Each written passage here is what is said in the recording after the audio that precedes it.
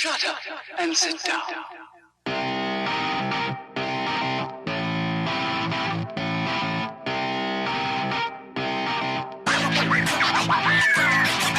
What is going on, dads, and welcome to episode 20 of the Dads After Dark show, recorded on Sunday, September 27th, 2020.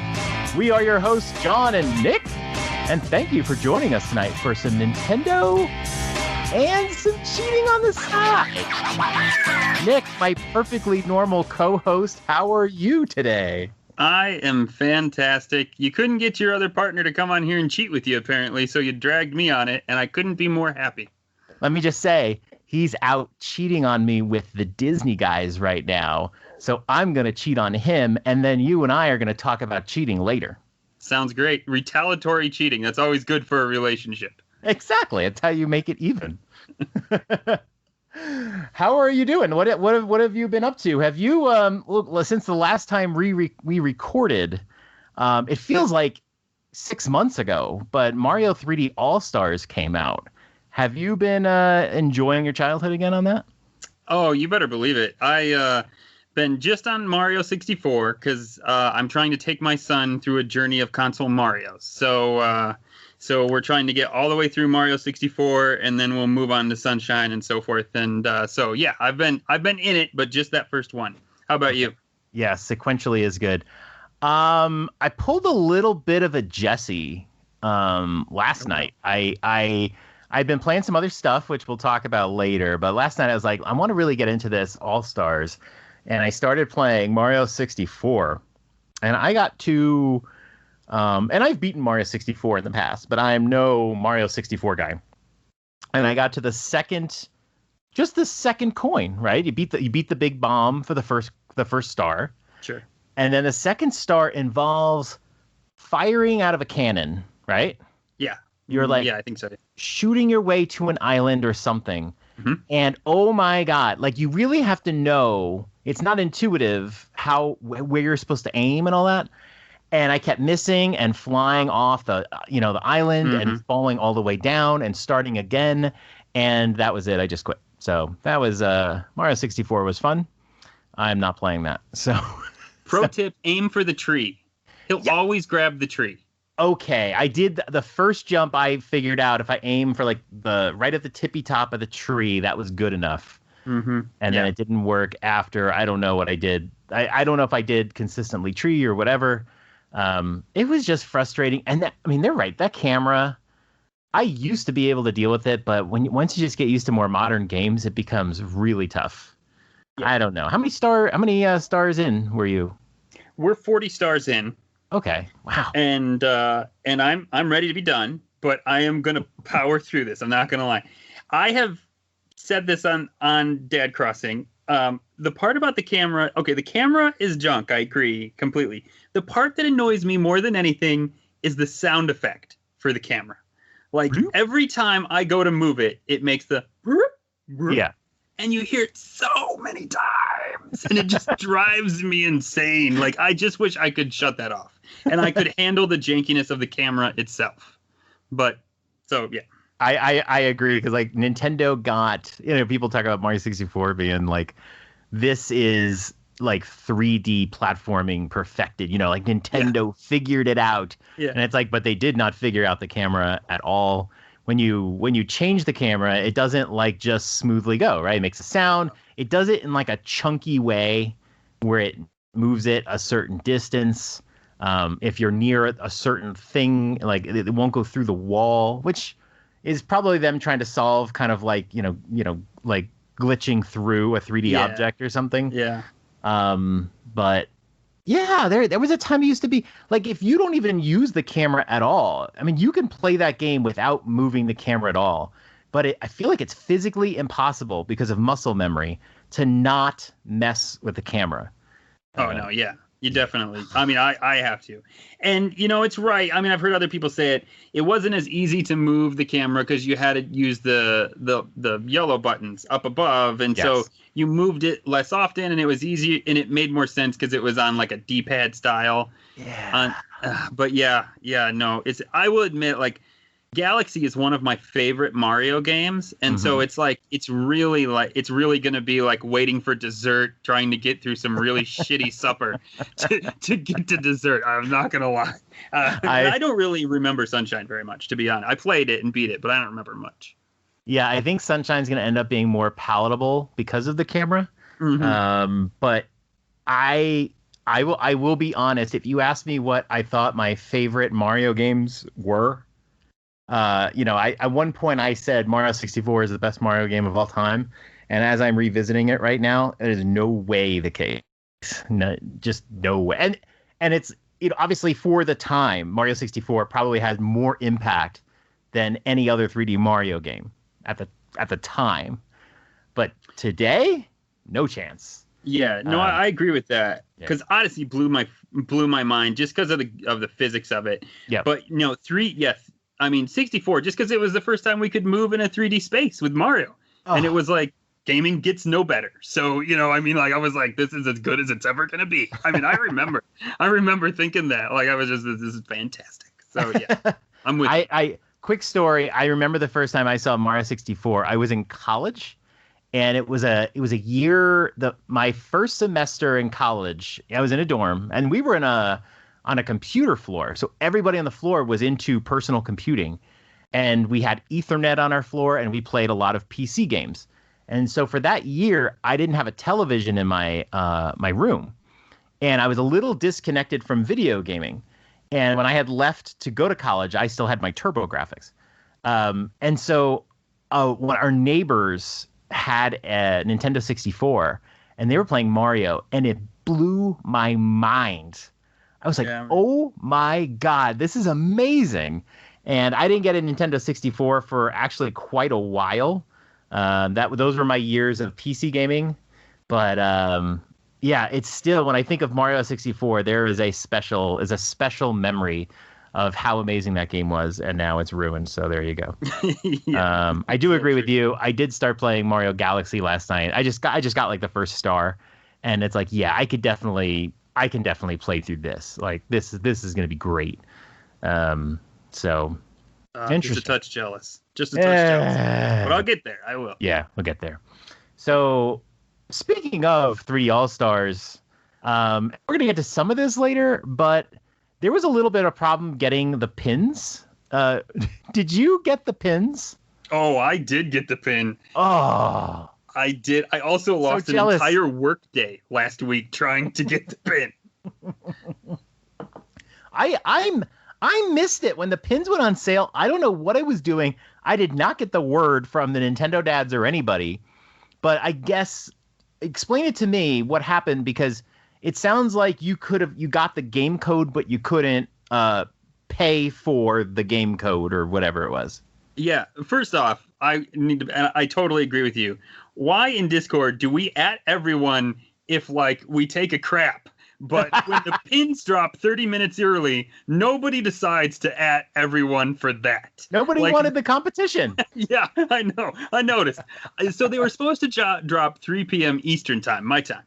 And I go out there at 2:45 thinking I'm well prepared. No, like Discord's already like 50 messages in about how they dropped like 15 minutes ago. And I'm like, what the hell?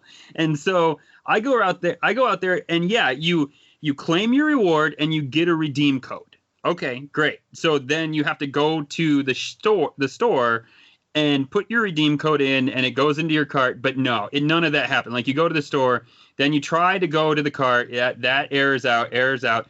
By the time you get to the cart, then it would error out verifying your address. It was a friggin' nightmare. It took like 2 hours, and I legit had to give up because I had a 4:30 meeting. So I gave up, and then I came back like an hour later, 5:30 at this point, and I thought, well, I'll try it again. I screen captured, by the way, pro tip, if you get one of those codes, screen cap it, and I'll tell you in a second why. And so I put it in there. I got all the way to the pay. I put in my card info, paid, and it errored out on the pay screen. But it showed up in my order. So I was like, okay, I guess we're good. Next morning, it's not there. So I had to call Nintendo and spend an hour on the phone with them. And this is what he's like, oh, yeah, that happened a lot. But as long as you still have your codes, you're good. Which, by the way, if I went back and tried to claim my reward and get my code again, it said, nope, sorry, code's gone. And I was like, and there was nowhere to get that. Yeah. And I told him, I said, well, I have my code, but what if I wouldn't have had my code? And he said, there's nothing I could do. You have to keep your code because otherwise, he's like, we're not allowed to see that kind of information. So if you get a code, if there is, and I think there's going to be pin set number 2, screen cap your code or keep it, because just in case, that's the key. Like, as long as you have that and keep it, they're not going to give it out to somebody else. Wow. Good information. Yeah, I didn't get it at all. I couldn't get the game code. They were all sold out. I heard a theory on, I think, NVC today, that some people think that these pins were the E3 giveaway, and that's why they didn't have that many. I mean, that's a valid theory. I could totally see that. But I mean, this is pin set 1, so I assume there's going to be a pin set 2. Like, I don't want 2 if I don't have 1, Nick. Fair point. But isn't now that the first rule of collecting? Like, if you miss the first thing, then you do not have to buy anything else. That is totally true. But can you imagine how difficult pin set 2 is going to be now if there is a 2? Like, I mean, 1 was hard, but only like. Yeah, it won't be. No, because people like me won't even try for pin set 2. Maybe. I hope so, because I really want pin set 2 now. Now I'm in. Now it's like the amiibo. I'm clutch. Now I got 1. I need 2. Oh man, they're so cool too. I want the pin set so bad. I think they're going for 80 on eBay, which is sad. And I'm like, yeah, 80's not too much. Like, I try to rationalize it just like the ever so tiniest little bit, you know. Yeah. But they're so cool. You're lucky. You're lucky to have gotten them, because I didn't even get close. I really was hoping for like a re-release, but I don't. Especially if the E3 theory is right, there won't be. Yeah, that's for sure. Jesse has said he thinks there's going to be a second lot. I don't think there is. He comes to that conclusion because it says something about you have until December something to use a code, but I think that's simply because if you would have got a code and remembered it, you had like all this time to actually cash it in. Right. Which, by the way, it's all they had to do. All they had to do was say, here's your code. You have 2 months to cash this in. So don't freak out, you know? Like, that would have solved everybody's problem. They wouldn't have had this gigantic rush, or maybe they would have, but it wouldn't have been that big of a worry. But instead, they just give you this code, and they're like, go to the store and redeem it now. And so I'm like, okay, I will. Hurry up. Yeah, it's crazy. I think, like, I got the Xenoblade phone holder thing. Oh, yeah. And the only reason why I ordered that, I mean, I like Xenoblade, but I mean, the only reason why I ordered it was because it was there. And, you know, Nintendo hasn't done physical rewards in a long time. And so the opportunity was there. And there was no problems ordering that. So I think, like, the whole code thing is designed for, like, this perfect world where people are just casually ordering things and there's no reason to freak the hell out, you know? Yeah. Yeah. All right. We have more to say about pre-ordering later, but... Oh, yes. I did want to talk about the partner showcase number 3. And if you were paying attention to Dads After Dark Twitter, which is the source of all sorts of good information, I said that this was going to be a good one. And it was a good one. It really was. I mean, the first 2 were pretty lousy unless you were really hot for Shin Megami Tensei. Everybody had something, I guess, but I mean, the first 2 were largely bad, and so expectations were low, and they came out with a bunch of games, of which, Hades, which we knew was coming out, was shadow dropped, and it's funny because I've been waiting for Hades, and I was excited for Hades, and then I played Transistor, fell in love with Transistor, and I was really hot for Hades. And then when they announced it, I had forgotten about Hades. That got shadow dropped. We'll talk more about that later. Sure. And there was a whole bunch of Monster Hunter, some cool looking stuff. I'm not sure if you're into Monster Hunter or not. I'm not normally, but I can't remember which one's which. Is it Rise that's kind of story based or looks story based? Rise is like the mainline Monster Hunter game. And then Stories 2 is sort of like Monster Hunter for people who don't love Monster Hunter, more of an RPG type. Okay, yeah, so that's the one. Yeah. So there was one I was like, and there was the other one I was like, wow. I mean, it didn't start out saying it was Monster Hunter, and I was like, I'm into this. What is this? And I was like, oh crap, it's more Monster Hunter. Okay, I guess. So yeah, I might give that one a shot. Yeah, Stories 2 looked. It has that like cell shaded look, or I don't know what you would call it. That was just delightful. Really love the art style. I didn't like the art style as much on Rise, but I'm kind of into Rise. I got forced into buying it. I had to buy it because it came with an amiibo, and I'm trying to maintain a full North American amiibo collection. Sure. So I begrudgingly, like, was it Friday or Saturday, had to buy the thing because it came with the amiibo, and it was like $100 special edition. So I was kind of annoyed. I had to cash in a whole bunch of Best Buy points for buying a dishwasher. So I got like dishwasher would come in handy somehow. I know. I got like $45 off because I bought a dishwasher and a washer. And so I'm gonna play it. I have dabbled with Monster Hunter in the past. I always stop playing. I think the longest I got into one was on the Wii U, and that was only because there's nothing to play on the Wii U. Sure. So I'm gonna try it. And if you're gonna spend $100 or whatever on a collector's edition, you better play it. Yeah, amen. So super excited, but the big news was, of course, Game of the Year, Ori and the Will of the Wisps is coming to Nintendo Switch, and it was shadow dropped, which just blew my freaking mind. And I texted my wife on that announcement and said, your husband just spent $170 on something. And she knew I was watching the partner showcase, and she goes, oh, they announced Bayonetta 3, Yeah. I was like, nope. And that was, of course, the collector's edition for Ori, which I had ordered within 2 minutes of the announcement. And then like 20 minutes later, I was like, oh yeah, I should go look and see what's in that. So you were like, I don't care. Yeah, I ordered it. It was like not even a question in my mind. And I was excited. It came with the physical version of 1 and 2 because they never put out a physical version of the first game. Oh, cool. So it's a physical version of both games and some painted glass and all that sort of stuff. It's probably a little bit overpriced, but you get both games, so it's pretty cool. Super excited. It's the game of the year. I really want to see how it plays on the Switch. The first game actually played really, really well. Yeah. And they say the second game is 60 frames a second. So it sounds like they did a good job on the port. But I'm curious to see what it looks like because I 100%ed Will of the Wisps. And I'm not going to play it on the Switch because I just played through it. But it really is the game of the year. It came out early in 2020.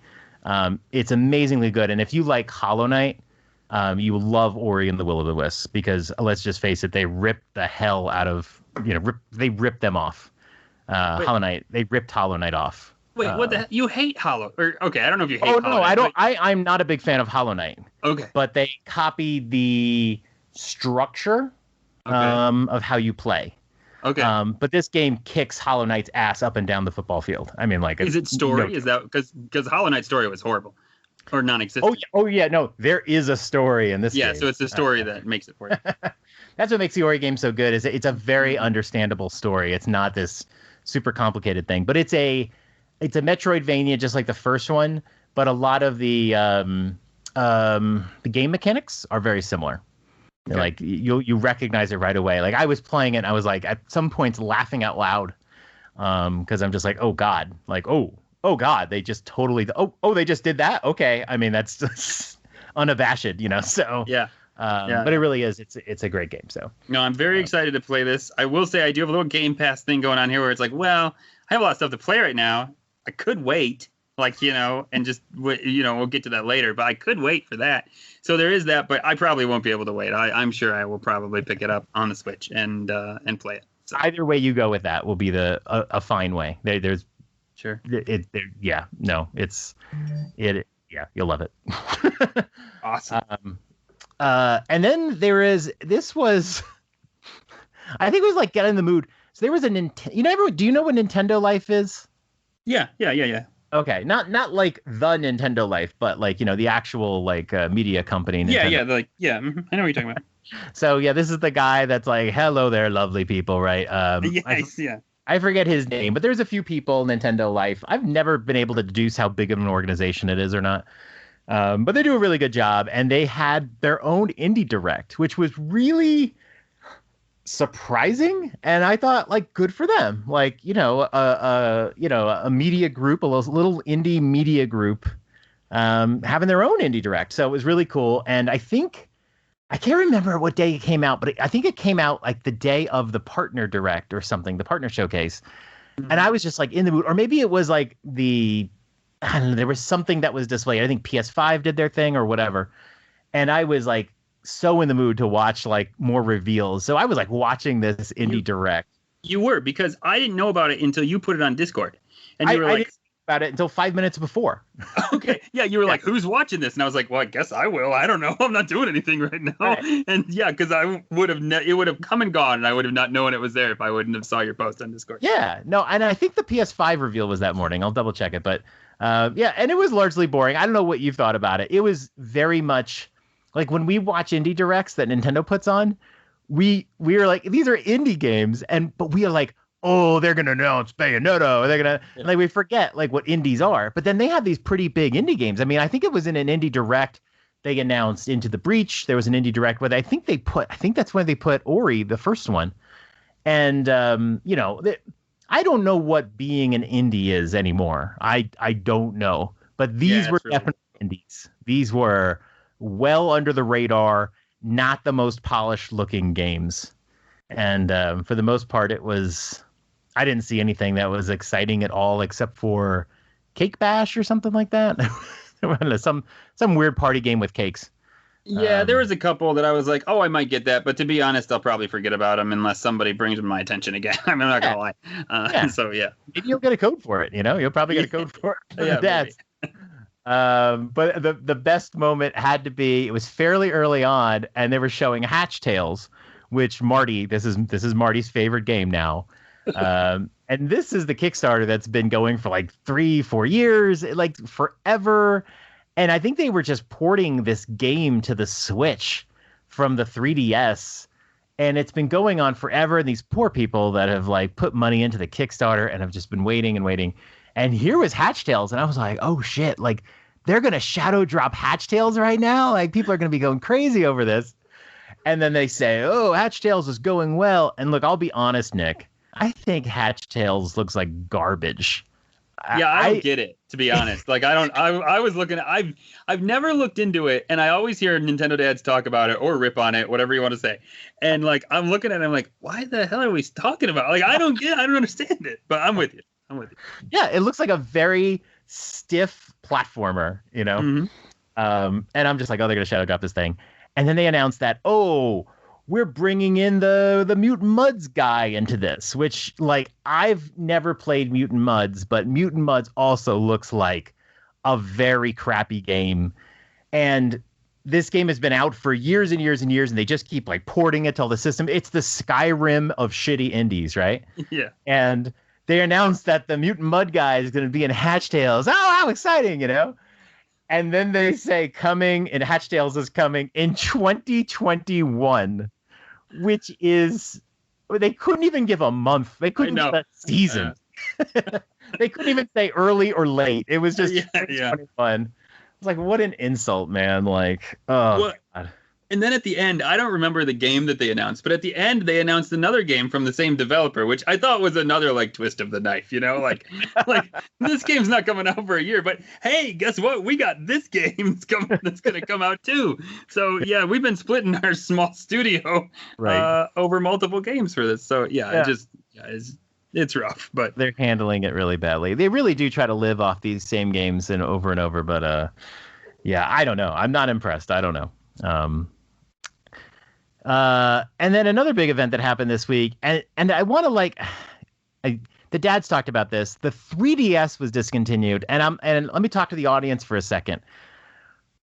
3DS got discontinued, and the dads did their top 10 favorite 3DS games. So yesterday, I contacted Nick, and I said, "Hey Nick, do you want to do a top 10 3DS games list?" And Nick, tell them what you told me. Listen. I don't know. I told you the truth, which is I never owned a 3DS. I feel like, and I gave John the box of shame emoji for this one, or GIF for this one, because it is 100% true. Like, if you're on Nintendo podcast, you're expected that you're going to be in all these things. My claim to fame, I've owned every Nintendo console, but I only had, I think, what's the handheld that had the camera and the little printer? Do you remember? Was it the Color? Oh, well, I guess the Game Boy. No, the Game Boy had the printer, and I think it worked on the Game Boy Color. Okay, so I had it on the Color. You had what? That is the only the camera and the printer and Tetris. That's legit the only handheld system with game that I've ever owned in my life from Nintendo. Yes, really. What about other portables, or just Nintendo? Like, had a PSP? Any portables and any. I've just never. What? Yeah. How is this possible? I know. I knew you were gonna. The moment I saw that, I was like, "Oh shit! I know what's coming now." Once I have to tell them how this works for me. So, to be honest, I'm like, my mom loves gaming, but she was always like, "Listen, if we are," she was a single mom, and so it was like, if we're in the car, then we're gonna connect, and if we're at family event, you're not playing games, we're gonna be with family, and that's how it worked. And so, in my mind, there was like never really reason to own a portable, because it was like, well, I can really only play games if I'm at home. So why would I not just play games on this console instead of a portable? And so, yeah, that's nuts to me. I wish you didn't even say that, because I was already shocked enough you didn't have a 3DS, and now you're saying you've never had a portable. I love portables. Like, if I had to choose between portables and consoles, I would take the portables. There's just something about cuddling up and just, snuggling it in your hands and just playing. But yeah, with the 3DS, there was a time when the 3DS, I said I would have told you was my favorite system of all time, probably before the Switch came out. So, so the dads did their top 10 3DS games of all time, and even though you refuse to own a 3DS, I did put together my top 10 favorite list, and I want to just go through it real quick, even if you've never played any of these. You're probably familiar with several of these, though. Oh yeah, I'm sure I've heard of them. And oddly, I think of all the dads, quite to my surprise, of all the dads, Marty had most of my games on his list. So maybe Marty and I have more kinship in games than I thought. And I'm going to tell you, I'm going to do like a rating of like the games you need to play. No, I won't do that. So, so here we go. Here's my top 10 games of all time. Number 10, Professor Layton versus Phoenix Wright Ace Attorney. That means Nick has never played Phoenix Wright, by the way. That is confirmed. Oh, it is on the Switch, though. It is on the Switch. You can buy it on the Switch now. Yeah, I haven't played it, though. No. So two of my favorite portable games have been Professor Layton and Phoenix Wright over the last 10 years. And they actually did a game, kind of one of those things where it's like Professor Layton versus Phoenix Wright. I don't know how much versus there is in the game, but it's fun. That was a great game, and there's some huge storyline advancements in that game that like had me with my mouth to the floor.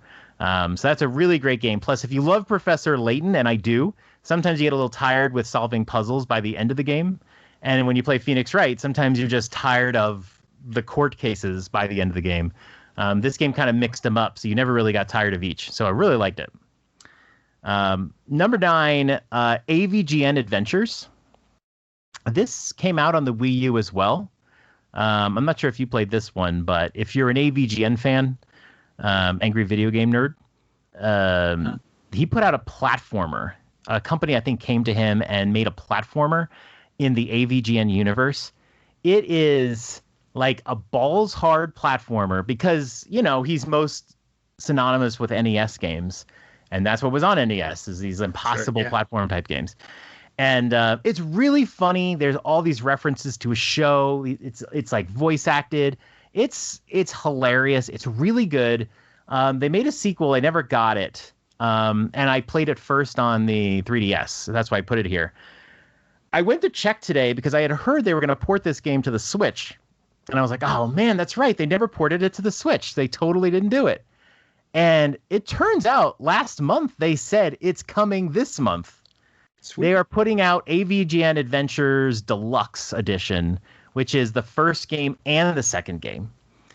Wait, this month in like 3 days, or this month in like October? It was like mid-August. They said September, so I don't know if it's delayed or not. Sure. But maybe it'll be this week. I mean, it could be this week. Yeah. I'm so excited. I am gonna get that game and play through it, and like it's one of those games, right? There's like all these hidden things, and you can go through it. It's so much fun. So I will be probably nagging all the dads in Discord about this one. It really is a good game. A lot of you guys have watched AVGN and all that, so it's a good one. Number 8, Fire Emblem Echoes. I don't have a lot to say about this one, but this was like a remake of an old Fire Emblem game and actually had some dungeon exploring in it. And the two main characters, Alm and Celica, they made amiibo for them, and you can actually use their amiibo in the game. And I really enjoyed this one, so I like it. What am I at? I should have numbered these, right? 7, Phoenix Wright. So. Phoenix Wright Dual Destinies. This was my favorite one on the 3DS because it added one of my favorite characters, Amanda Sykes. So I don't know. You're not really probably familiar with Phoenix Wright, but there's a bunch of really cool characters that are recurring in all the games. And this was a really good one. I really like this one. I think they ported it to Switch too. This was, I think, the first digital version that they never released a physical of.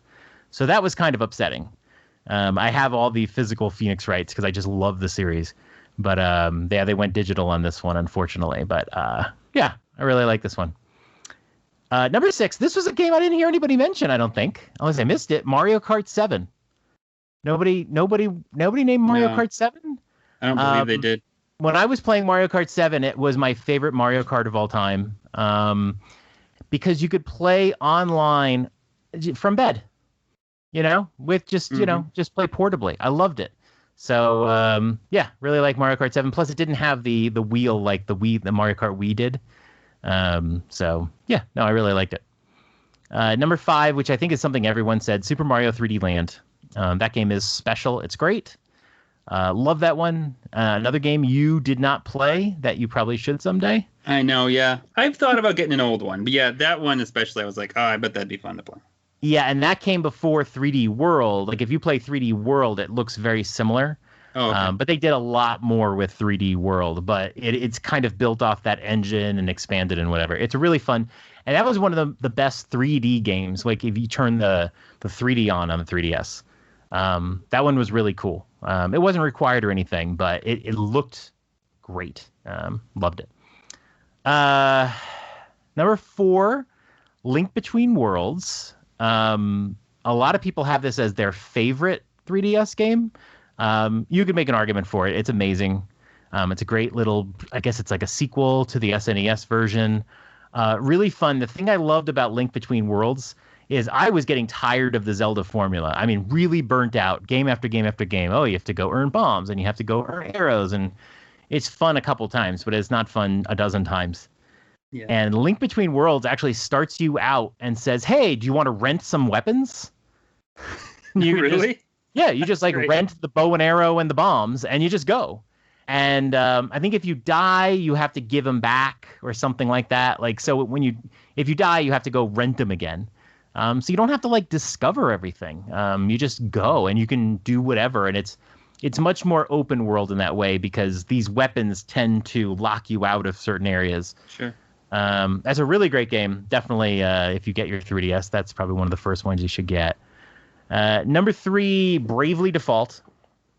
This is one of my top 10 RPGs of all time. Gorgeous looking game.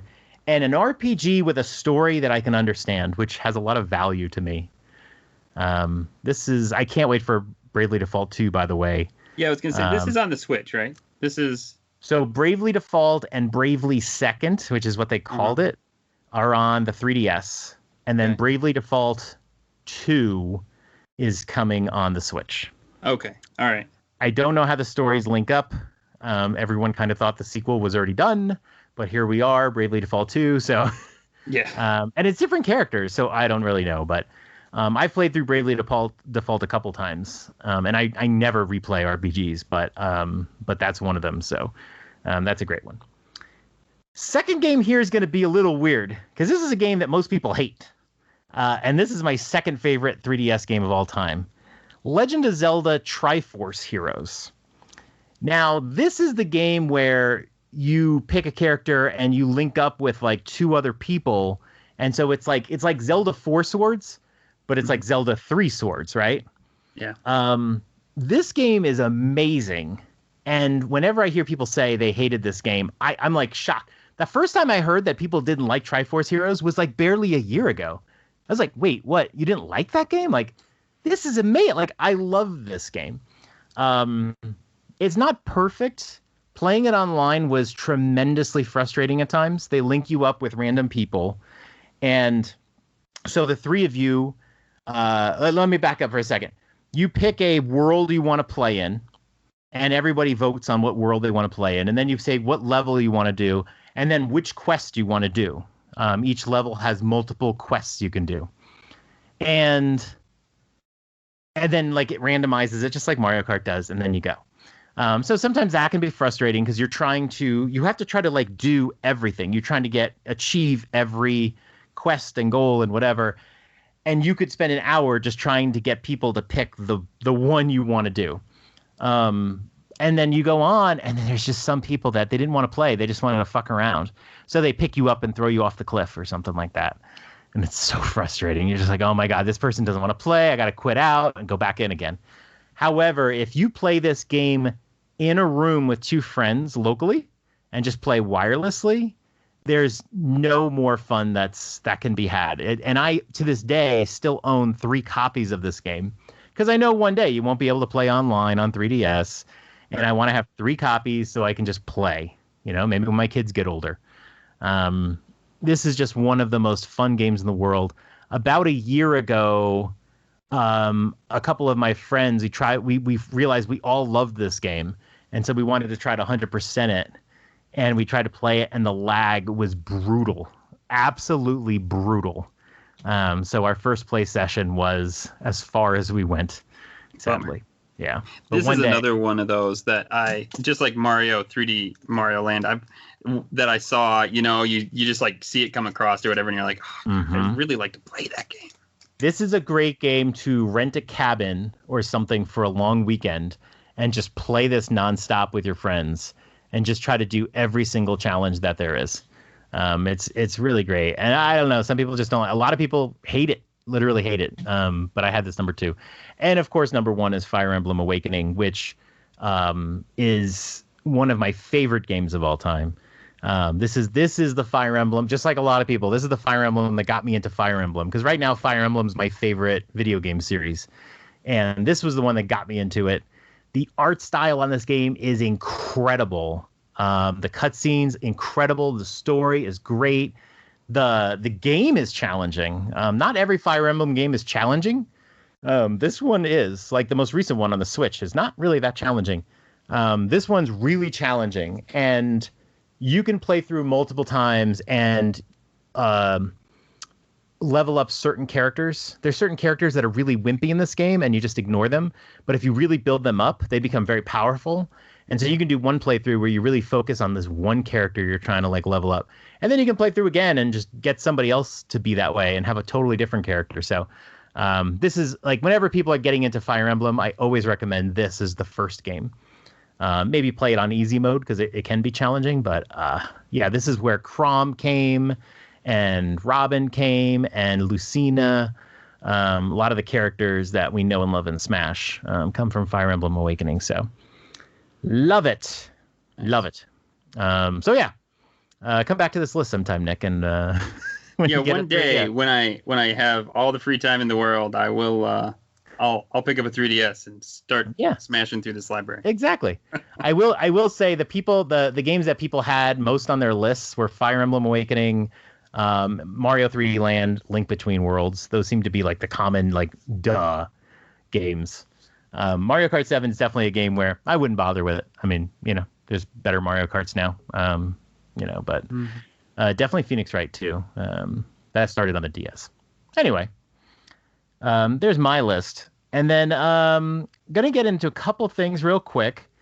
The 30-second reviews have started. I've been pushing out these 30-second reviews. I really like, and I know you do reviews for Nintendo Dads, and I've done them too. I find that they take a lot of my time.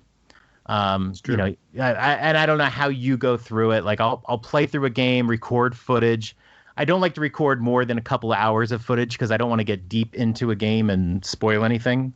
Sure. Yeah. Then I'll like write a script, and then I'll record my vocals, and then I'll edit it for like 3 hours. You know, my reviews can be like 5 to 10 minutes. It just takes forever. 30-second reviews are amazingly fun. I play through the game. I don't have to record that much footage because I only have 30 seconds I need to do. So I could record like 15 minutes of footage, and that's enough to cover my review. And then I can just play the game whenever I want portably. I don't have to record it. Editing is quick. I love putting together a review in 30 seconds. It really like clamps down on language and stuff. So yeah, I've put a couple out there. I did Hades and Super Mario 3D All-Stars. Tomorrow I'm going to be releasing my review of Untitled Geese Game that I played with my daughter over the weekend. So That's Untitled Goose Game. Did you play Untitled Goose Game? Yeah, I haven't played the update with 2 players, but yeah, I played it. And I love that game. It's fantastic. Yep. Yeah, free DLC, and yeah, you'll definitely love playing that with your kiddo. It's a good time. But yeah, I won't say anything more because you'll just have to tune into my review tomorrow. Yeah, and these are awesome. Let me say, I mean, I do reviews. The fact that you can pump out and get a good idea of a game in 30 seconds, you do a fantastic job. So kudos to you. I mean, I started out and mine were like 15 minutes long, which obviously was too long. I've cut it down to like 2 or 3 minutes as I've gotten better at it. But man, to get to 30 seconds, just you really gotta just like be able to be like succinct and precise and crystal clear and only hit what you know is important. And you do a good job of it. So. Oh, thanks. Yeah, it usually involves me writing a script and then I read it out really quickly with a stopwatch to see where I am time-wise. And usually I'm like at 40 seconds. And I just have to cut out words and whatever. And it really helps to make it more concise. Although there's people who want to hear a very in-depth review of something. So you're just not going to get that from here. But I kind of feel like if you got a 30-second review, you won't get any spoilers at all because the footage is all very quick. It really kind of forces in, you know, here's what I think of this game and here's these quick notes and that's it. And I haven't spoiled anything for you. So, yeah, they're fun to do.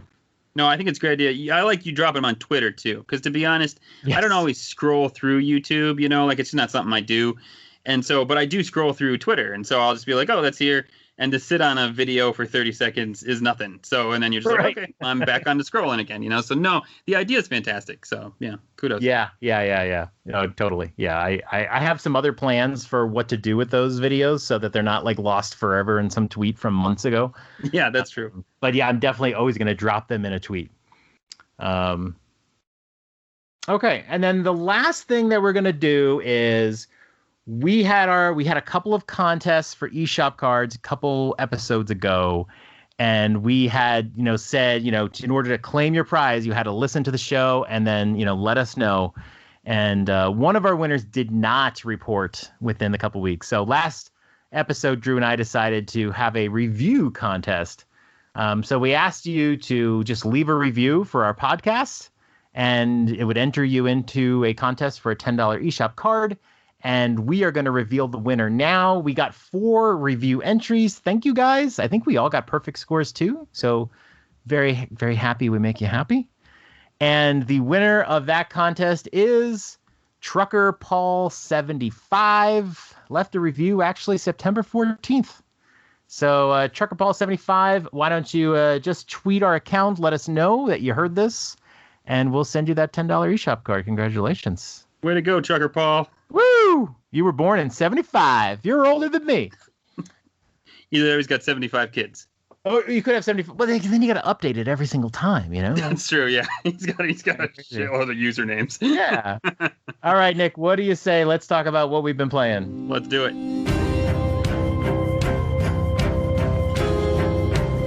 What have I been playing? Of course, I picked up Super Mario 3D It's a blast. I mean, it's exactly what I expected it to be. I gave all 3 games a shot. Really quick overview, I will say, the most I've been playing is Mario 64. Lots of fun, nostalgia, love the level design, I love the platforming skills, awesome. As everyone is saying, it definitely makes you realize how good we have it now with these 3D platformers. Sunshine, a lot of concerns, everyone had a little, what's going to happen with flood and shooting the water. It's fine. It is what it is. It's fine. Still a fun, one of my favorite games of all time. Galaxy. Oh man, Galaxy. Now, some of the games I haven't played in a long time. I'm going to tell you right now, the 3D planets, when you're running around them with the gravity, kind of made me a little nauseous, and I've never gotten nauseous playing the video games. Played a lot with the Pro Controller, and I will say, the ability to, I guess, use the Pro Controller as a motion controller while you're playing with a little star floating in the screen, hate it. I hate it. I get it, why you have to do it. It's part of the gameplay.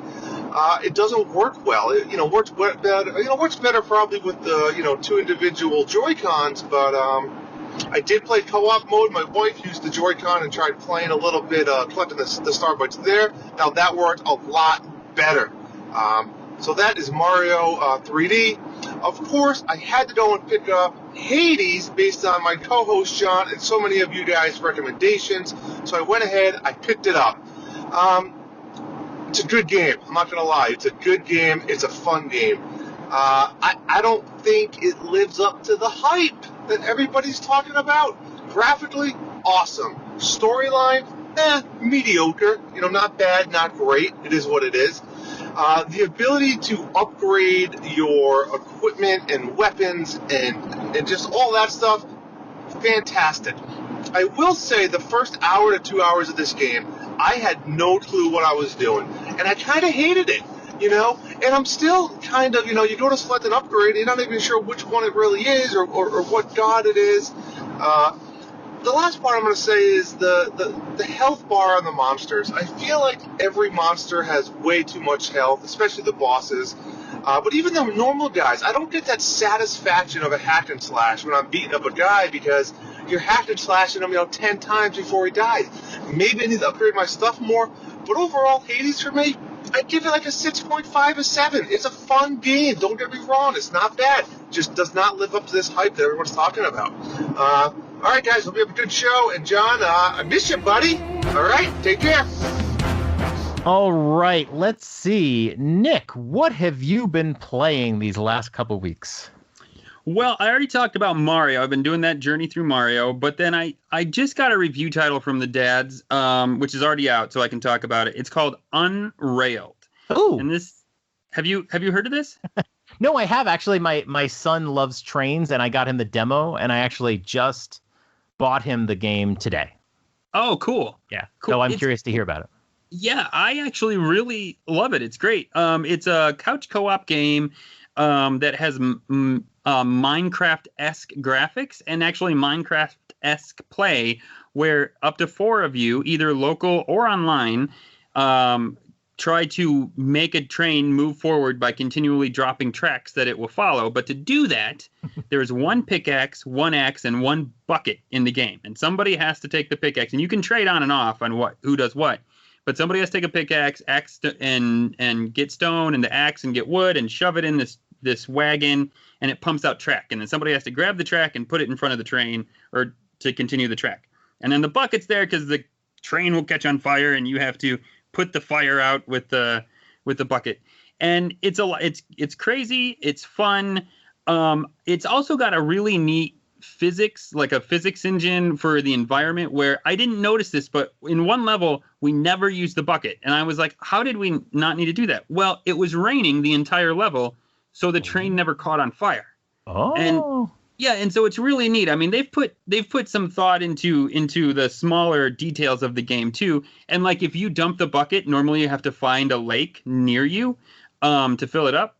But if it's raining, the bucket automatically fills up. And so it's just really neat, the small details they put in it. I will say, for me, this is it's a roguelike. Yeah. And so, I mean, in general, I don't. So that's not an issue in general. For me, I would rather it have an overcooked feel where it's like level to level to level, and they make it more difficult, and it just feels like there's more progress. But so like it's just the whole idea is to see how many miles you can get. Like the four of us played. I had a group of four play. We got like 200 miles. I think it's like 20 miles every time you play. So it's like you start at a train station, you have to get it to the next train station, and then you can upgrade stuff in your wagon. Like it may have it produce more track quicker, or be able to put more resources in the wagon, or make it produce dynamite. All kinds of fun updates. You get these bolts for doing certain objectives from each playthrough, and you spend those bolts. And so yeah, it's a fun game. I wish it was more of I wish it felt like you were progressing through levels a little bit. That's personal. That's nothing necessarily bad about the game.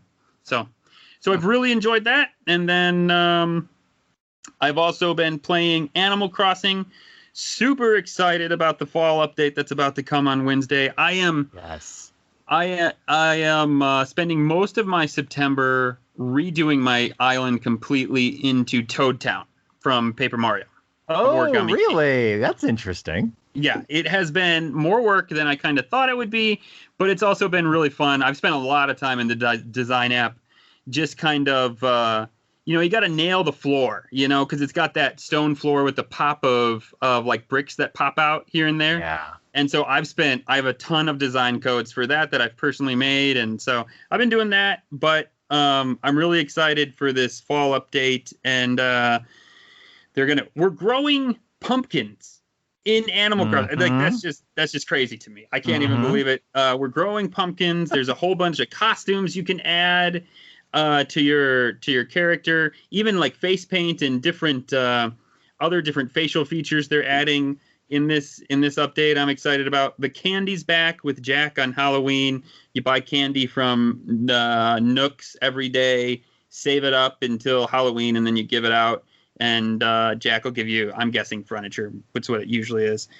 And then they're re-releasing the entire series. I don't know. I believe it's the entire series. I think 4 is the entire series of cards, 1 through 4. I am not, John. I am not going to go down that rabbit hole.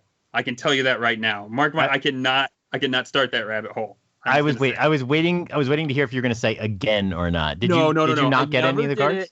No, I never got into the cards. I have all the amiibos. Which weren't hard, I mean, all you had to do was go to a $5, or $5 below. You could pretty much get them all. But no, I couldn't. There's just too many of them. I didn't start when the whole thing started to drop, and there's no way that I could go back and have to deal with that. Yeah, so. What's interesting about so my wife collects those. Okay. And remember when they were putting out the amiibo, and it was like the first time we realized, not all amiibos sell, right? Like the Smash amiibo sell, but not the Animal Crossing amiibo. And there was really no good use for them because they had that Wii U amiibo festival game, and that game sucked. Yes, it did. So, but the cards came out, and my wife was collecting them, and I think they were like $5 a pack. And it was just one of those things like, okay, so she would buy a few packs, and we go to Toys R Us, she'd buy a few packs, no big deal. And then, like, they started to go on sale. Like, the Animal Crossing amiibo figures were like, they couldn't give them away. Right. And then the cards were going on sale. And even then, like, I remember my wife buying some packs, but she didn't go crazy on it. But now they have such use in a game that, like, 25 million people are playing. So they're going to be insane, I think. I agree. And I don't even know if you could like order them on Best Buy for like pickup or anything like that. I don't know. It's. Did they say when they're coming out? Do we know? I don't believe so. No. So they're just going to bleed out. Those things are going to sell out like in microseconds once they show up at the store. Somebody's going to buy all of them because they're not going to limit them to one per customer. Yeah. Yeah. So that's going to be pretty insane. I know my wife is she'll buy them if she sees them. But yeah, I think she collected the first 2 series. They put out these binder books for each series in the UK. Oh, really? And she actually imported them. So you can put all the cards for series 1 in the series 1 book and the series 2 book. And I think she kind of stopped there. So she's excited for that. Nice. In terms of the fall update, I mean, you're the Animal Crossing guy, right? Yeah. I decided to jump back into Animal Crossing the last couple days. I have played a lot. I wanted to make an all Halloween island. And I was going to massacre my island. I was just going to tear it apart. And I was, you have all the buildings and you got all the decorations. And I didn't want to get in a situation where I got like a third of the way through and regretted my decision. And then it was like, okay, I'm done, I guess, because I'm not going to undo all this. Sure. So I decided to build a new island on my Switch Lite. So, hey, having both Switches paying off. There you go. So I have Animal Crossing on physically. So I just put the card in my Switch Lite, and of course there's no island on there. So kind of the weird way that Nintendo is handling this actually works out for me because I can have two separate islands now. So I started an island. I was trying to come up with a really good Halloween name, but you can only do 10 characters, and I ended up calling it Old Hollow. I just felt like that was enough. I like it. Yeah. I almost went with Derry. Do you know the Derry reference? No, I don't. I'm sorry. So that's where it takes place. Oh, okay. But I just didn't like the name Derry. It itself does not sound scary. No, yeah, it sounds like you have an affinity for cows or something. Yeah. I love dairy. So I called it Old Hollow, and I started it off. And yeah, so the fall update comes on Wednesday, right? September 30th. Yes. Yep. Wednesday. So I'm just trying to get my island in place, and it's been fun to just start the game from scratch again. I was freaking out yesterday because I needed a shovel, and that goose showed up. Gulliver showed up to my beach. Oh, yeah. And he's like, can you help me find the parts? And I'm like, no, I don't have a shovel. Yeah. And I was like trying to ask my wife, who's like, she's like, close to, she's like 500 hours into this game.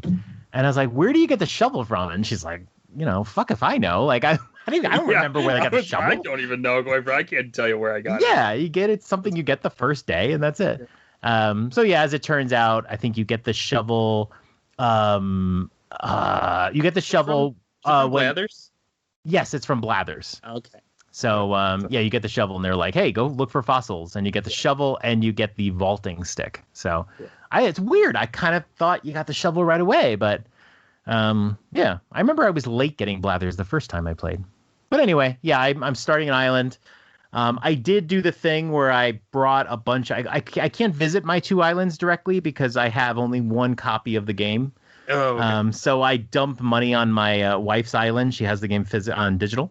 Okay. And then I come back from my other island and grab it. So I did $4 million in money laundering to my island. And then my wife had, how everyone has an area in their island where they have recipes that are duplicates for people to like. Yeah. Mm-hmm. She had so many because a lot of the people she played Animal Crossing with aren't playing anymore. She had like 50 recipes. So I spent like 30 minutes just learning 50 recipes. It was so boring. So I've done some of that, but yeah, so I'm building up that island. So and then I'm thinking if they do a Christmas update, which of course they will, right? Oh yeah. That if they do a Christmas update, I can do like a half Halloween island and a half Christmas island. And, it reminds me, Nightmare Before Christmas, Halloween Town, Christmas Town. Yeah, so, no, I think it's an awesome idea. Yeah, so I might just build half my island. But, of course, now it's called Old Hollow, and it doesn't work for Christmas, but whatever. Doesn't matter. You can't have it all, John. I was wondering what you're going to do for DIY cards, but that makes sense. There's a million of those things laying around now if you know the right people. So yeah, exactly. Yeah, I'm trying not to like totally like grab everything, but anything that's remotely scary, I'm going to have a huge area for pumpkin farming on my island. I'm just going to just go pumpkins all the way. So I want to have just every pumpkin thing in the dozens because, you have to fill out a whole island, right? Yeah. And I got to figure out how to make my island as dark and black as possible. That I haven't figured out yet, but yeah, you're going to probably need some stuff on the ground, like design patterns on the ground, I would imagine, to keep it creepy. I think it's going to be patterns and black roses. It's going to be all over my island. So, yeah. Awesome. Have you been playing anything else? No, that's really it. Okay. I know you are going to be a Game Pass boy. That's right. So proud of you, Nick. I know. I'm growing up. Growing up.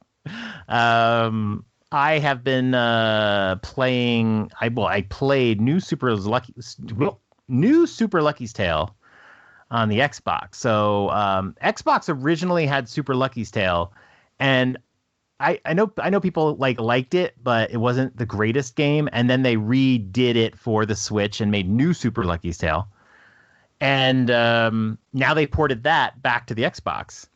Nice. So I decided to just play it on the Xbox, even though I already owned it on the Switch, just because I wasn't playing anything on Game Pass, and I felt like I needed to, have it earn its keep. Mm-hmm. So I started playing that one. I loved it. I thought it was amazing. It is. I beat it too. Yeah, it is cool. Yeah, so it is a.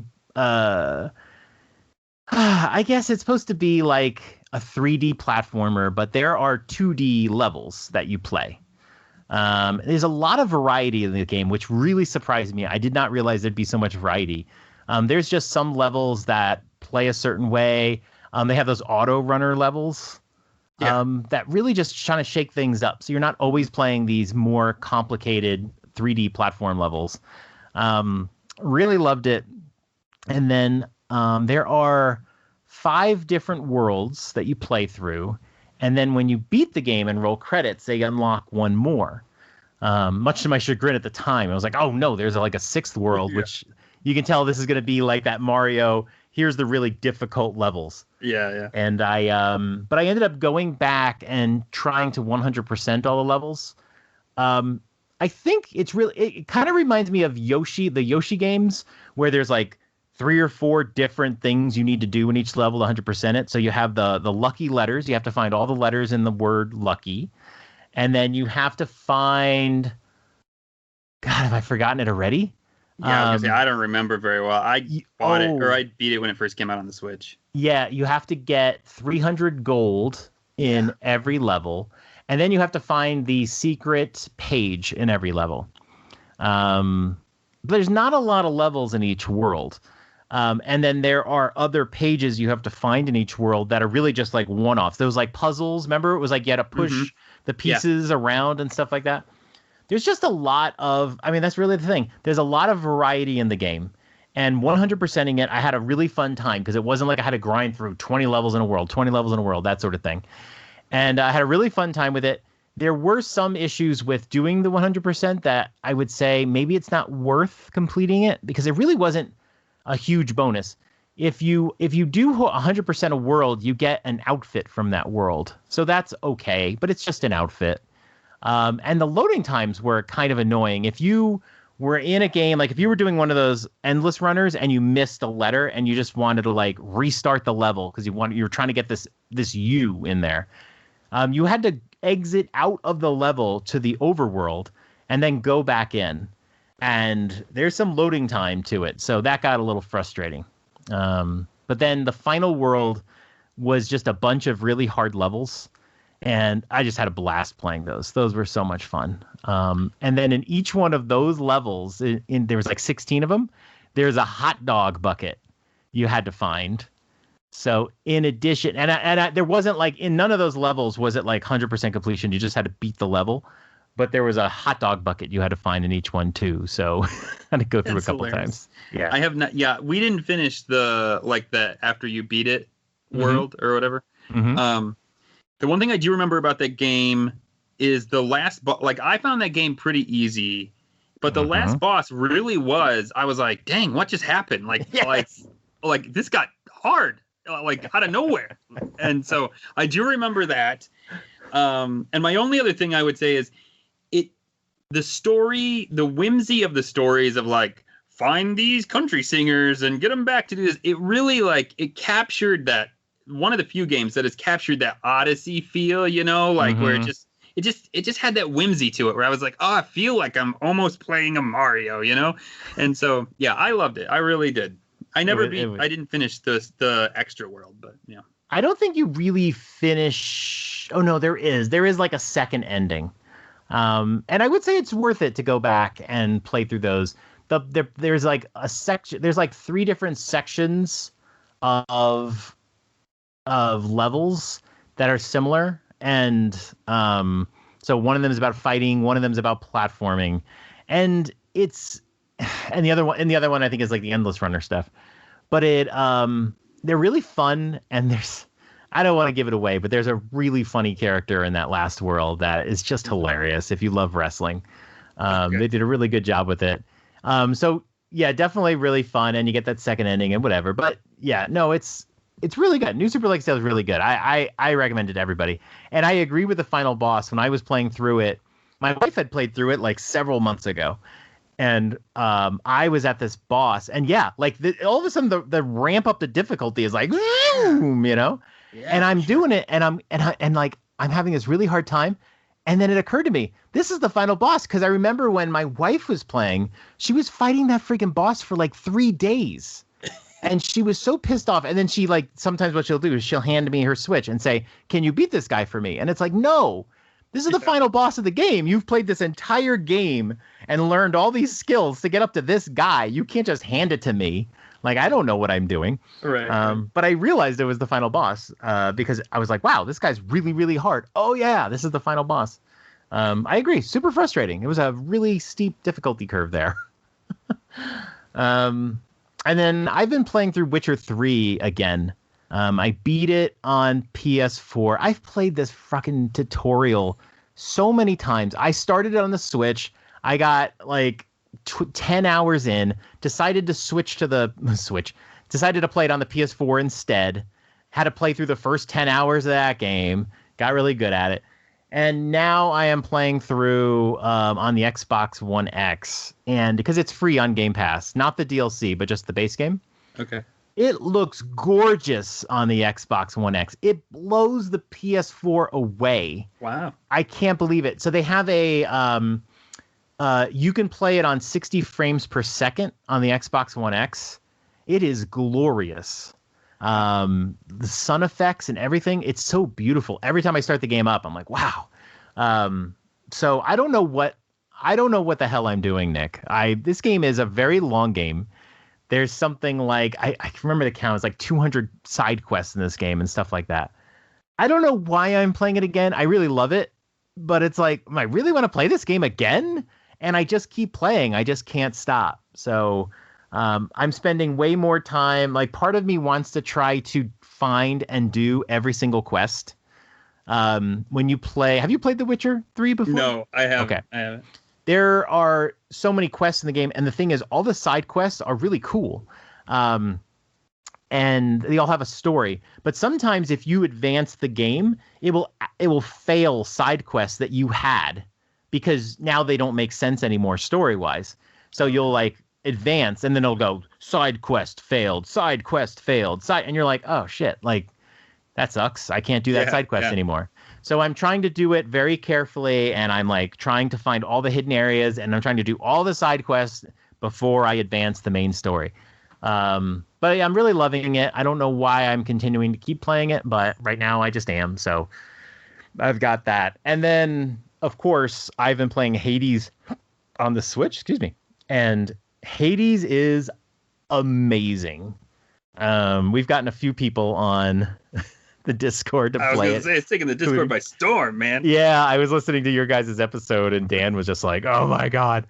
Dan did one of those shitty things where you like get somebody into a game and then they become way better than you. And it's like, fuck off, dude. You know, like, you're like, oh yeah, I got up to Hades. And it's like, and then this morning, Drew tells me he got up to the final boss. It's like, fuck all of you.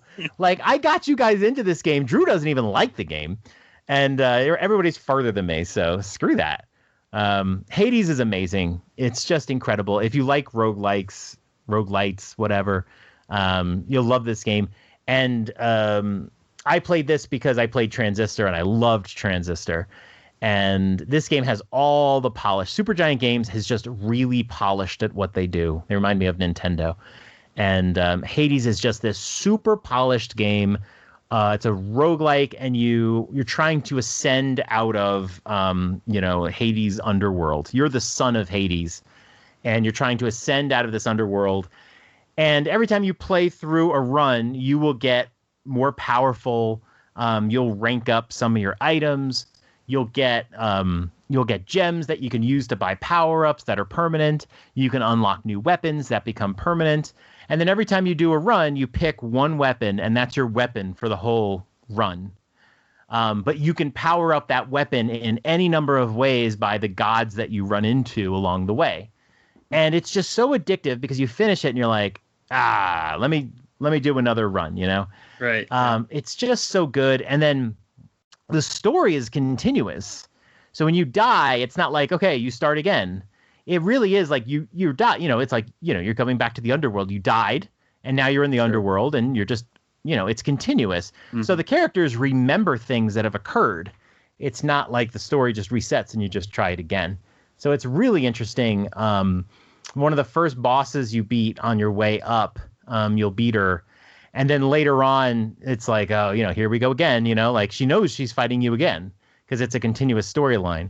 And then sometimes she's not there because she was busy doing something. And then you fight somebody else. And then you come back later and you talk to her and say, hey, where were you? It's just really cool. It's a great, absolutely fantastic. Nick, we'll try to get you in it and then you can beat it before me too. How long does a run take normally? It depends. I can do a run that lasts an hour. They're not as long as some other games. And sometimes you do a run with maybe the intention of just getting keys to unlock some weapons, or you do a run to unlock gems. You're not even trying to beat the game. Yeah. Like my next run, I'm going to use the gun because I've heard there's a cool power up to it. And if you do that, you know, if you do that power up, it makes that weapon really useful. But otherwise, I find it frustrating. So I just want to do a run to see if I can get that power up to see what I can do. Just stuff like that. It's just so much fun. I think it's not a game that you will play to completion. I'm already like kind of distracted and looking at some other Switch games to kind of play in between because you're doing, it's one problem with roguelikes is like I just do one run, and it's like, okay, I've done enough. But it's a game where you will just keep playing and unlocking things and making your character more powerful. There's all these accessories you can have, and you just want to unlock them all. You want to figure out, how do I unlock all of these? Yeah. So it's great. I absolutely love it. And this is now on the top of my list of, will limited run please make a physical version of this, because I will buy it again. Be super excited. So. Yeah, it sounds really cool. I like a good roguelike that, and I don't know, we could get in this naming thing, but one that keeps some progress. Like, I don't like to start from the beginning. Yeah. That's just like, I feel like I didn't do anything because I didn't do anything.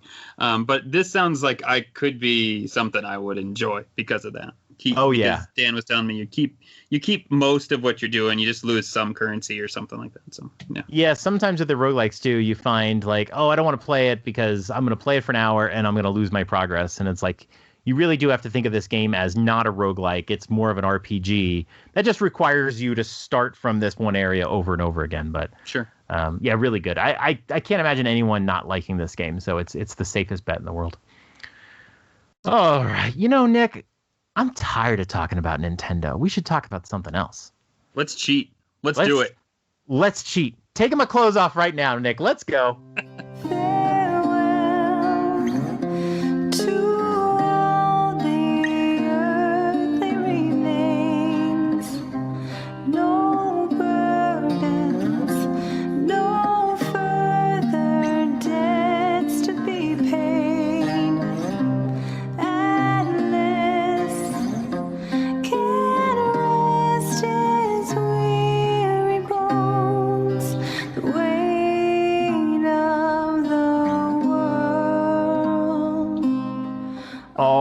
Nick, we're sitting here naked. Well, we're not naked, right? We're just topless right now. This is the foreplay section. Yeah.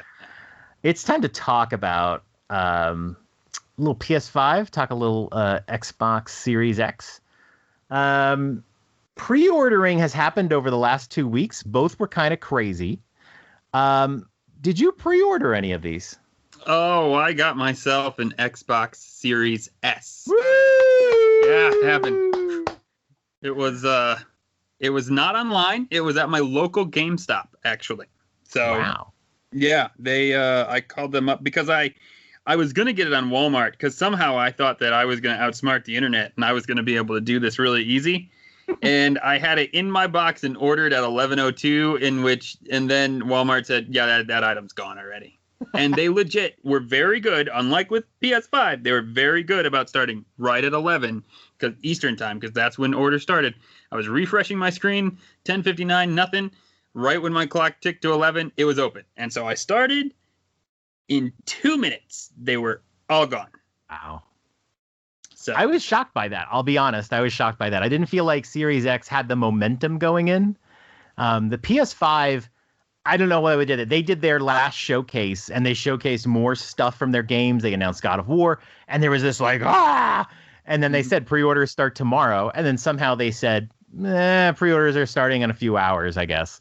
I really think they should have just started the pre-orders right away. Yeah. Because you get people frothing at the mouth. Don't give them a day to think about it.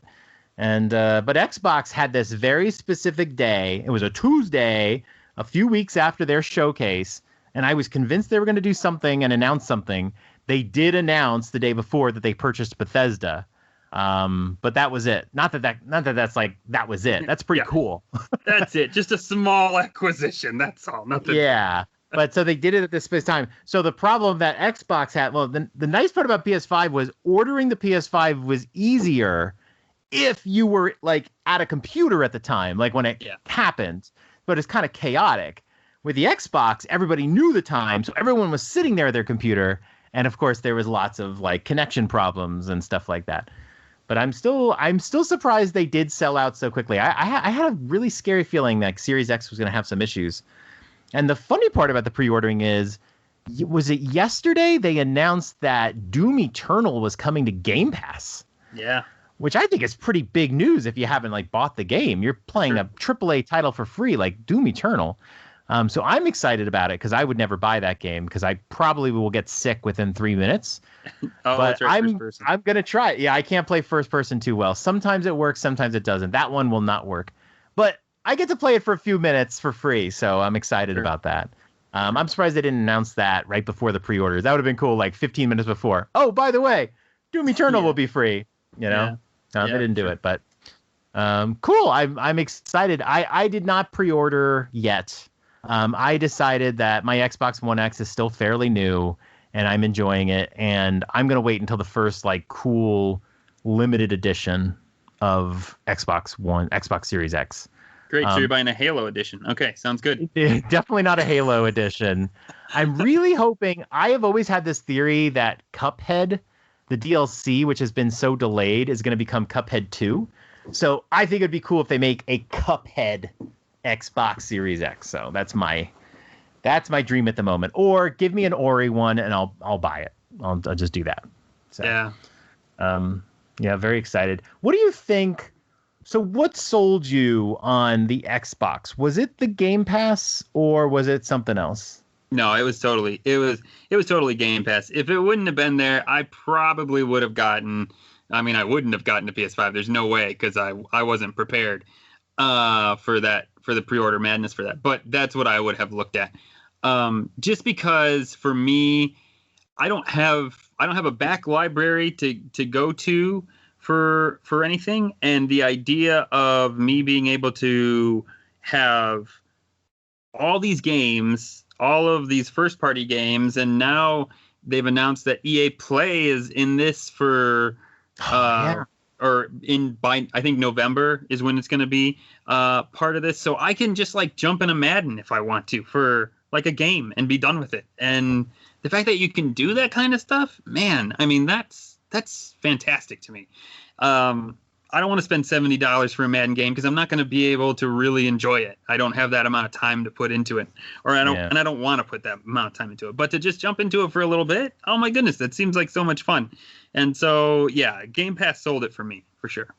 That's the best thing about it. I keep getting this like FOMO to buy the PS5 because I've had all the PlayStations, and it's weird. Like, I'm not super like sold on Demon's Souls remake, but like when I'm thinking about getting a console on launch day, I would totally buy that and the the Miles Morales game at launch day. I'd feel like, I could have these two really cool games and, go for it. Yeah. But then I keep thinking about it. It's $70.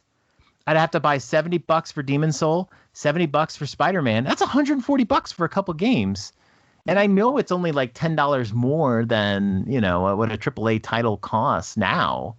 But oftentimes I don't buy those. So I don't know. I'm with you. Like, I like the Xbox because I'm just going to get the Game Pass. And yeah, maybe I'm not going to be able to play Spider-Man, or maybe I'm not going to be able to play Demon Souls, but I'll be able to play games for free. And that's awesome. Yeah, I mean, I understand. I'm totally not sitting here saying I'm with you. I'm not saying that PS5 doesn't own the exclusive deal. They do. I mean, they if you want those games, then man, you're going to buy a PS5. Like, if that you had a PS4 and that was your thing, and playing those games is what you love, then you're definitely going to get a PS5. But if that's not your deal and you can live without them, then I don't understand why you wouldn't just go the Game Pass route. Right.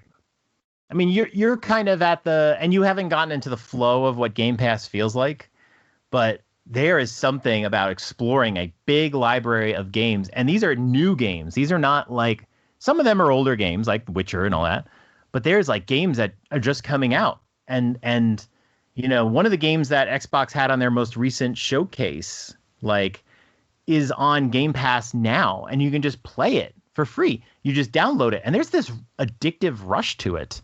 You're like, oh, I'm downloading this, I'm downloading this, I'm downloading this. I paid nothing for it. It's great. And, they're really smart to put Doom Eternal on there. It's a game that came out in March, so it's not that old. And people who really want to play that game already have it, but being able to just play that game for free is just, it's crazy. And I mean, I think that's the big edge. So, I think that's what does it. I mean, PS5 is going to have great exclusive games, and maybe one day I'll actually get a PS5. But yeah, you got to buy them. Buy those games. That's crazy. Yeah, I know. I know you have talked about this, that you don't know how Microsoft does it, and I don't either. But man, it is a thing. It's just fantastic for gamers. I'm all down for it, especially for a guy who has been Nintendo only since Xbox 360. I never jumped into the last gen of Xbox and PlayStation. So to be able to just pick and choose and be like, oh, I've heard of this game in the Xbox One X library, Xbox One library a long time ago. Yeah, I'll just jump into that. Maybe I'll beat it. Maybe I won't. I did tell a friend that this may be the console where I never beat anything. I could totally see that being the case. I just like play a shitload of games and just like, okay, and just move on. Like, I could see that. There is a rush to it, and I think it's taken me a while. I think the way to approach Game Pass, like, I was approaching it as, I'm going to pick a game, what I normally do. I'm going to pick a game and I'm going to play it to completion. And then I actually started Crosscode last week, thinking I'm going to play Crosscode, hey, it's free. And I really didn't enjoy it. I played it for 2 hours, and the game just held your hand, and I was like, I don't want to play this game. And I think with Game Pass, you feel freeing because you didn't pay for it. Right. If I bought Crosscode for like $20 or whatever it goes for, I don't know if I quit after 2 hours. It's like, dude, I put $20 into this. I'm playing this game. I'm gonna go further in. But I just kind of stopped playing, and I said I'll just play something else. So now I have Bad North downloaded. And it's like, I'm gonna give that a try.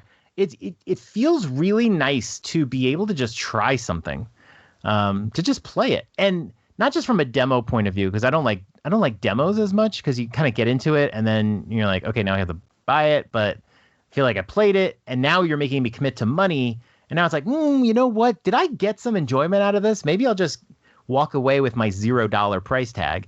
But with Game Pass, it's like, yeah, I can give it a try, and if I don't like it, no big deal. I don't feel guilty about the purchase or anything. I think it's pretty cool. Now you got the Series X, right? No, Series S. Oh, you went with the Series S. Okay, good. So I have a question for you now, because this is interesting. Both consoles, the main consoles, the Series X and the PS5, are $500, right? Yep. I found it fascinating when PS5 announced their digital version, which we knew was coming, but we didn't know the price. They marked it at $400, and I saw somebody tweet the PS5 is $100 cheaper than the Series X. And I was like, huh? Like, wait, what? And from this person's perspective, they were going to get a digital system. But yes, you're getting a full performance PS5 for $400. But to get a full performance Xbox, you need to get the Series X, which is $500. So in one way, you can look at it and say, if you don't care about the physical, this is like getting a new gen console for $400, which is admittedly a really good deal for these kinds of systems. However, the Series S is $300 because it does not match the full performance of the Series X and is also digital. So I found it really fascinating that there's actually each console has two SKUs, but one of them is not a full performance console, but it's $100 cheaper. So you're getting a Series S for $300, which obviously is a great deal for a next gen console. What do you think about that? Would you have, if they put out a Series X that was digital only for $400, would you have gone for that, or would you have gone for the Series S? I would have gone for if it was $100 difference. So you're saying like the PS5, basically. Yes, exactly. Yeah. Okay. I would have gone for the X because I was really on the fence, to be honest. I was back and forth about an X and an S. And the only reason why is not the performance for me. I don't have a 4K TV. I might sometime in this generation, but I don't know. Being a Nintendo guy, I'm like, whatever. I mean, 4K or 1440, it doesn't really matter to me. I'm fine. But what did matter to me was the disc tray, only because I walk through that Microsoft aisle at Walmart and Target, and I see these games, and they're like 2 months old, and they're like $19.99, and I'm like, that's a AAA title that just dropped $40 in 2 months, So, man, that really ate at me. I was like, I could get this. Like, I could easily, if I pick up 3 games that maybe aren't on Game Pass, but they're dirt cheap, physical, but not digital, I could make up that $200 in no time.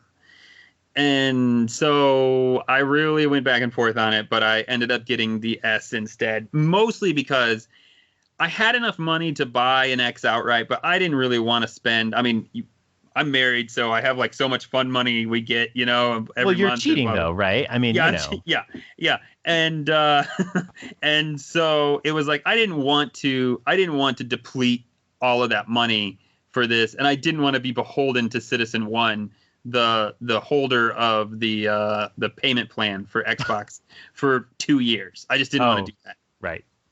Like, if you change your mind or something like that. It's a little messy. Yeah. And so I was like, I'm just going to do this. And plus, it's like my first foray back into Xbox. And so I thought, let's just jump into the short end of the pool and do it this way. But if it was only $100 difference, I would have definitely went. To answer your question. Yeah.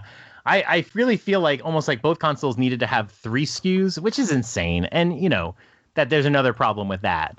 But like the two like lighter versions of the consoles have their own, like I said, the PS5 digital is the same console. It just doesn't have the disk drive. So it there's no difference in the specs. And I thought it was interesting because I was like, what if PS5 had their own Series S, like that would be interesting. And then what if Xbox had just the digital version? So it's interesting. You're right.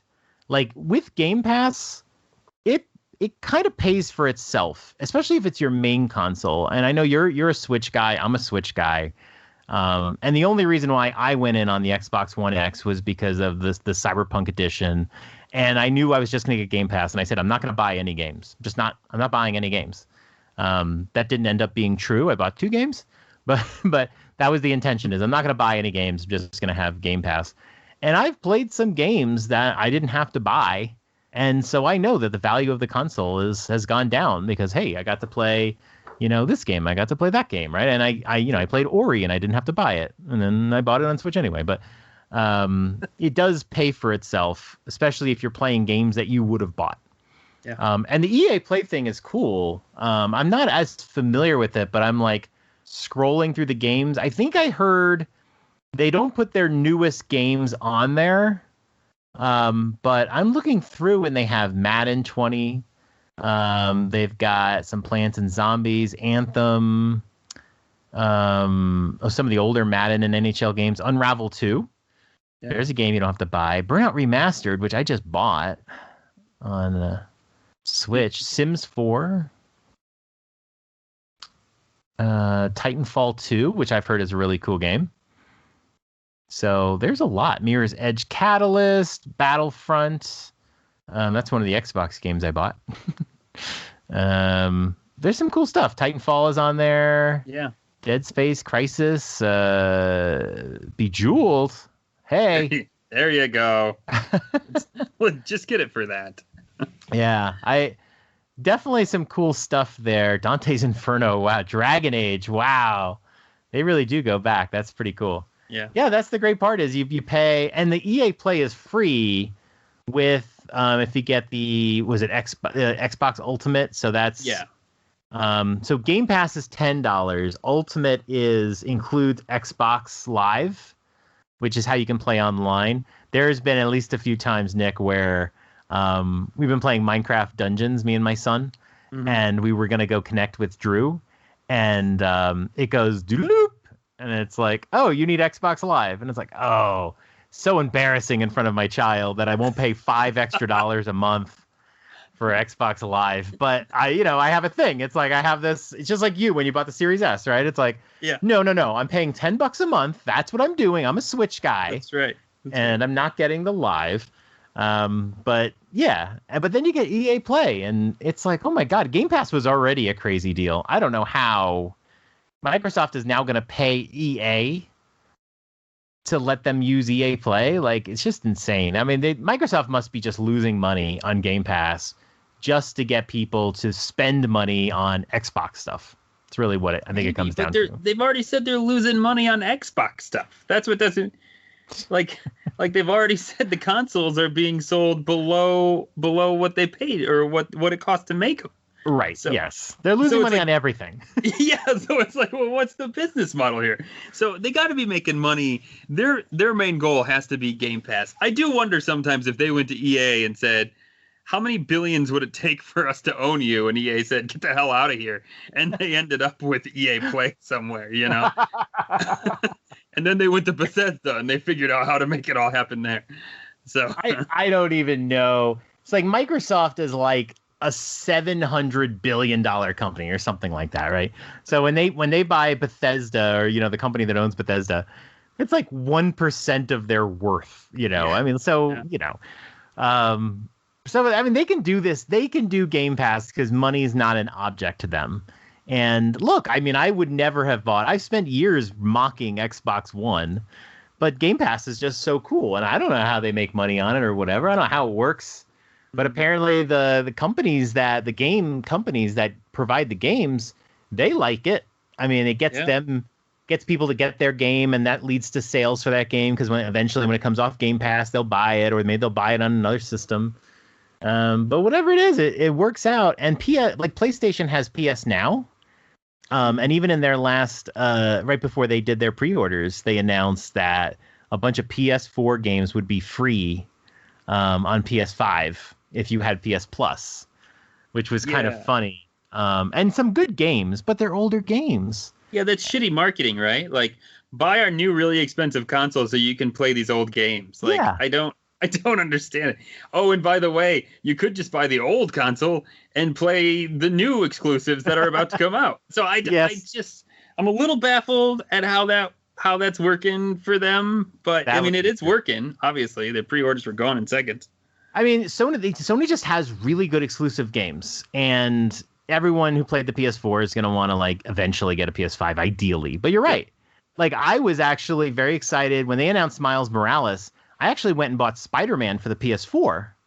And now I found out, you can play Miles Morales on the PS4. Okay, well, maybe I'll just get that. Okay, I don't have this, I need to have a PS5 thing.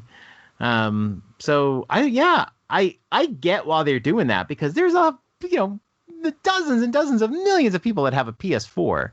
So they're going to get their Horizon Zero Dawn money, and stuff like that. But you're right. You want people to move to the new system. I don't know if that's necessarily a huge priority. These companies know that eventually people will move to the new system. So whether you buy the game on the new system or the old system probably doesn't matter that much to them. When the Switch came out, the Wii U had like 14 million in sales. They wanted people to buy the Switch, but if you're buying the game, I don't think Sony cares what console it comes on. But eventually they just want you to buy their system and not, Xbox is what they care about. Do you think Xbox cares about that as much as they care about you buying Game Pass? I don't know what Microsoft cares about. There's a little bit of that, I agree. Xbox, all people talk about is like all these game companies that Xbox owns, right? Yeah. And it's like, well, what did that do? Their launch lineup sucks for the Series X. True. It sucks. And I agree with you. I would be in on that in a second if I didn't just buy my Xbox One, because I'd get it for Game Pass. I'm not looking at like, what are the launch games for Xbox One? Reads like just third-party stuff. Let me look it up real quick here. It's like embarrassing. So Fortnite, it's like NBA 2K1, Dirt 5, Tetris Effect, what is the gosh, I don't Bright Memory, I haven't heard of that. Marvel's Avengers, but that's already out. It doesn't read well at all. But all the games that will be on Game Pass, even if some of them aren't updated for Series X, is really what you're there for. But like a lot of these games are just third-party games, whereas PlayStation has Demon Souls Remake and Miles Morales. Miles Morales is on a PS4, but it's so much more exciting.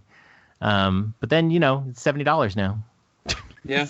$70. Now, does PlayStation have a smart delivery? So like if is that PlayStation's main bend on that too, or Sony's main bend, where it's like, well, sure, buy it on the PS4. We know you'll get a PS5 and probably buy it on the PS5 too. Yeah. Or can you? I mean, I know they're backwards compatible. I get that, but does it like up-res or whatever for the PS5? Do you know? Yeah, like right before the last showcase, Sony was all about the new console.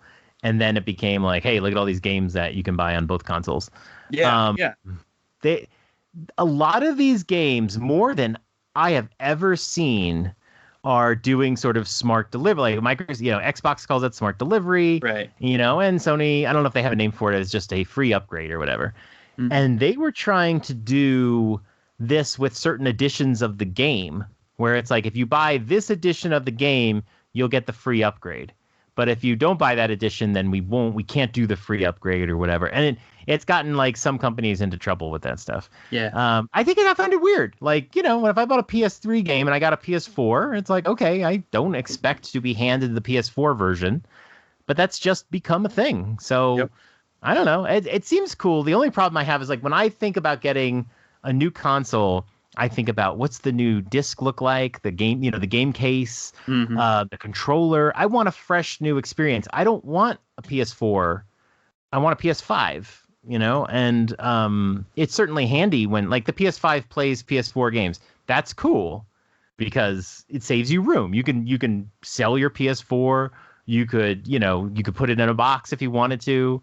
So that's a cool thing. Don't get me wrong. But I don't want to buy a PS4 game case and then that becomes my PS5 game, right? I want the nice little PS5 games, and I got a Switch. I don't want a bunch of blue Wii U games on my shelf. I want Switch games, So yeah, no, I'm totally. I don't know. It's just so digital now. Everything is just so digital. The mindset is if you buy the game digitally, it doesn't matter what the game case looks like and all that stuff. So it just makes John cringe. It makes me cringe. I don't like it. It's so weird that the Xbox has a terabyte of space. Like for Nintendo Switch fans like us, it's like, what? Yeah. A terabyte?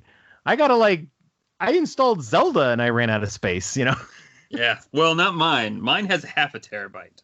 So. Well, yeah, but you had to expand it, right? But well, no. I mean, not my Xbox. Right. Your Series S. Yeah. Which is like a half a terabyte is like almost 20 times what comes with a Switch. Right.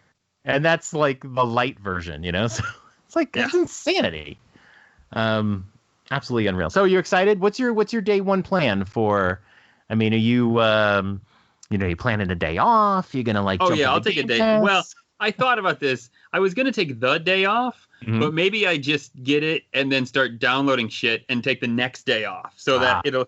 Otherwise, I might just sit there and stare at download screens old. Like I'm trying to be a realist and understand, where this is going to go. I mean, I love it. We have decent internet, not great internet, so there's going to be a good bit of downloading to be done, I'm sure, on whatever I choose to play or whatever I choose to do. So yeah, at first I was like, I'm taking day one off, and then I thought, well, wait, I really suck if I just spend like half the day staring at like a blue line going across the screen or something.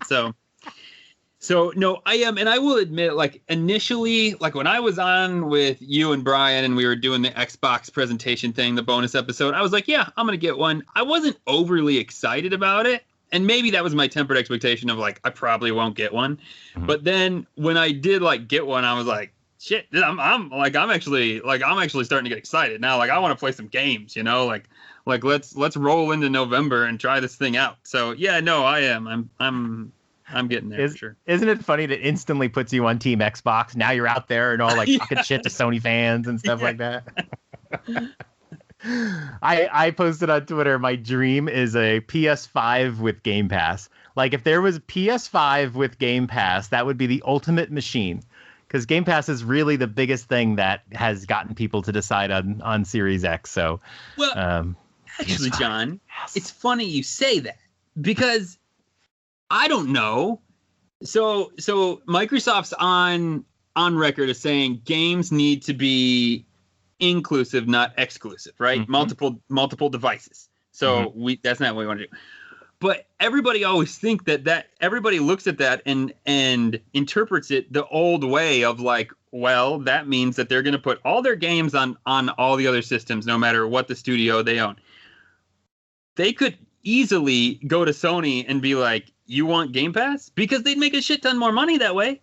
And they're not selling their console for a gain. So what's the reasoning? And then if Sony says no, which they probably would, and Sony fans start to riot, they say, listen, we wanted to be inclusive, but Sony wouldn't play ball with us. See, I just don't think Microsoft makes money on Game Pass to be giving it away. Yeah, it's a good question. If they're losing money on the console and they're losing money on the Game Pass, and I think I read somewhere that they're not making much money on Game Pass, which I really interpret as they're losing money on Game Pass, then where do they make their money? And it's got to be that, people are just buying games that aren't on Game Pass, or buying a game when it goes off of Game Pass, or buying DLC for games that are on Game Pass, like Witcher 3. It doesn't include the DLC. So they're making their money from having people in their stratosphere, and Game Pass brings them there. But Sony doesn't want. Sony could go there. I mean, they almost could go there. When they release a big game, they could just put it on their PS Now. Demon Souls remake, we're just going to put it on PS Now. Like, that's what Xbox would do. But Sony would say, like, well, no, but we're going to sell like 10 million copies of this game, Yeah. So we're not going to give it away. Whereas Microsoft says, oh, well, this is the way to do it. I don't know if we tend to think of things as who wins a generation. Like, who won this generation? Was it Sony or Microsoft? The businesses see it as winning is making profit. Right. The Nintendo Wii was not the best performing system in that generation, right? But it made a shit ton of profit. They won that generation with the Wii. You can laugh at the graphics all you want. They won the generation with the Wii. That's it. And the Wii U did not win the generation against PS4 and Xbox One. But I'm willing to bet that profit-wise, they might have beaten the Xbox One with the Wii U and the games that they sold on there. I don't know. I'm just saying. Yeah, that would be... It may not matter. Possibly. I mean, because we all know Nintendo doesn't sell anything for a loss. Right. So yeah, possibly. Possibly.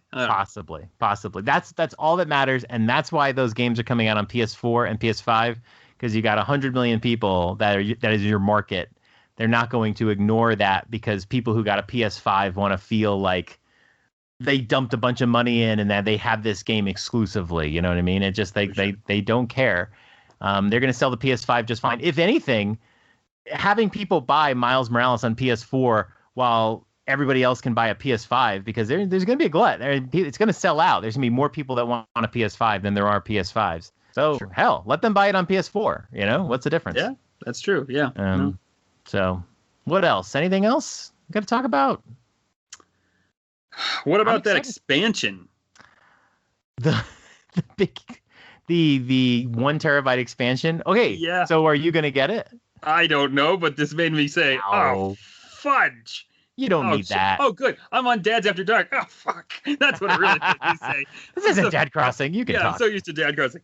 That's really what it made me say, man. I'm like, oh, my God. I hope I don't need it. I really don't know much about sides. I legit, like, the moment I saw that price tag, I went on and started to search, like, game sizes. Because I'm like, oh, my God. I cannot buy. Basically, buying an expansion is buying another console for me, almost. I mean, yes, $90 short. Yeah, clearly they're not. Yeah, they're losing money on the console, and that's why you're getting that. It's like when you buy a car, like, you know, then you have to like replace the engine, and you're like, wait a minute, that's the same price as the car. You don't have to buy that. You really don't. I actually keep a bunch of games on my hard drive, and I rarely get over 500. And if I do, it's because I like have some stupid game I don't need on there. You can just delete it and whatever. It depends on how you play. If you want to have tons of games to keep coming back to, I mean, maybe you could run, like, if you want to keep Madden around for years and, you know, keep some other games. But for the most part, you can play through a game. Once you finish it, just delete it. Just delete it. Yeah. I mean, well, I play that way on the Switch. Like, I mean, I have almost every game on the Switch, but I'm not going to play that way on Xbox if it costs me an extra $200. I'm not that rich. Yeah. So, and there's a big difference, because if you bought the game on the Switch, you own that game on the Switch and you can play it at any time. If you're playing something on Game Pass, you won't be able to play that game at all in 6 months when it's not on Game Pass. So you wouldn't even want to keep that around anyway. So I guess it really comes down to how many games you are planning on buying on your Xbox.